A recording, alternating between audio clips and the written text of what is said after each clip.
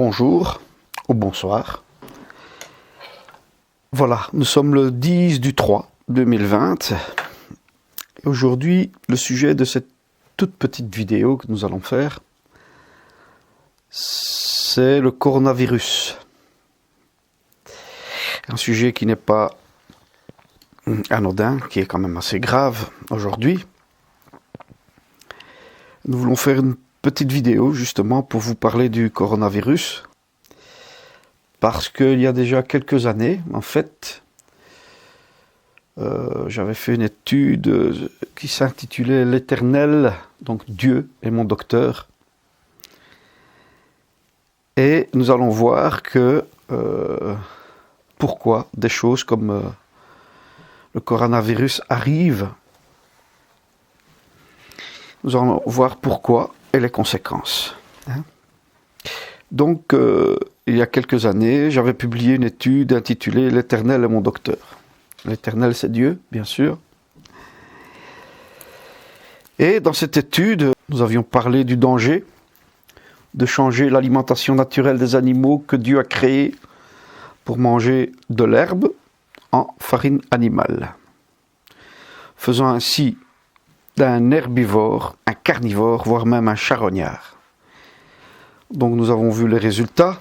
Les résultats, c'était la vache folle, entraînant la mort et la maladie de plusieurs êtres humains. D'ailleurs, je vais relire le texte exact qui est dans l'étude, qui est sur notre site, netivotolam.be. Donc j'avais écrit à l'époque que, il y a quelques années, nous avons connu la période de la vache folle, ESB. Pourquoi ? Dans son insatiable appétit de s'enrichir, l'homme falsifie le régime alimentaire des herbivores et l'a transformé en carnivore, par souci économique, poussé pour avoir plus de viande, d'une façon qui coûte la moins chère possible. Comment, d'ailleurs ? Eh bien, en leur donnant des farines animales obtenues à partir des parties non consommables et consommables, des carcasses bovines, des déchets, des os et des cadavres d'animaux. Donc voilà, c'était quoi les composants des farines animales? Alors que s'est-il passé? Le prion, protéine mutante, est l'une des responsables de la maladie de la vache folle. Le prion est apparu, selon certains scientifiques, par le fait qu'on a forcé des herbivores, ici la vache, à manger des farines animales, qui a donc chamboulé tout le métabolisme digestif.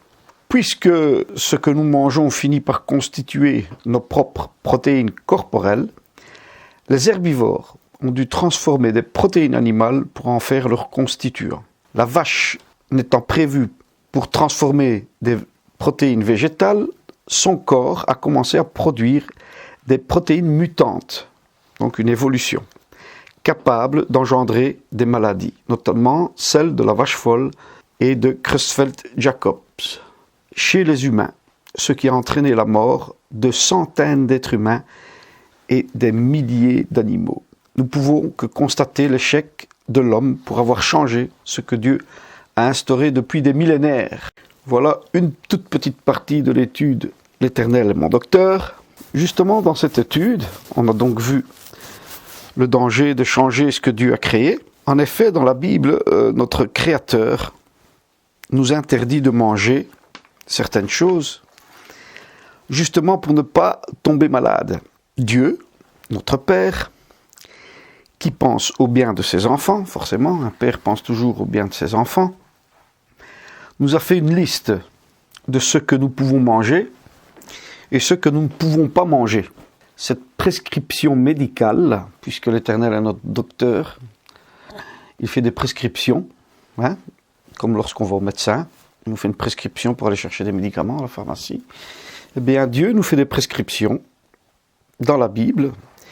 Et dans le livre du Lévitique, au chapitre 11, il y a toute une liste où Dieu nous dit « Voilà ce que vous pouvez manger et voilà ce que vous ne pouvez pas manger ». Alors c'est certain que Dieu ne s'est pas amusé à faire cette liste pour nous empêcher de manger ce qui est bon et nous obliger à manger ce qui n'est pas bon. C'est tout à fait le contraire et l'inverse.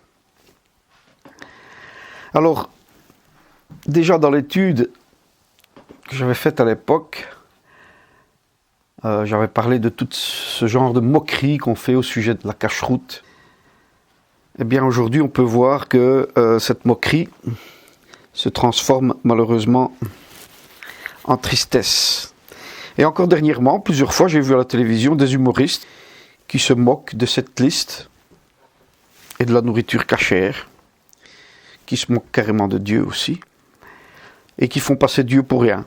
Parce que Dieu nous dit, voilà ce que vous pouvez manger, voilà ce que vous ne pouvez pas manger. Alors, ce que nous pouvons constater aujourd'hui, avec le virus Corona, c'est que papa a toujours raison, n'est-ce pas? Papa a toujours raison, puisqu'il a plus d'expérience que nous. Il est un petit peu plus vieux que nous aussi.